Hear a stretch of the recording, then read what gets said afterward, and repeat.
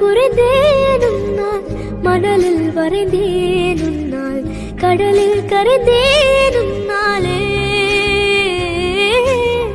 சிறகாய் விருந்தேனுன்னால் தரையில் பறந்தேனுன்னால் நிறங்கள் நிறைந்தே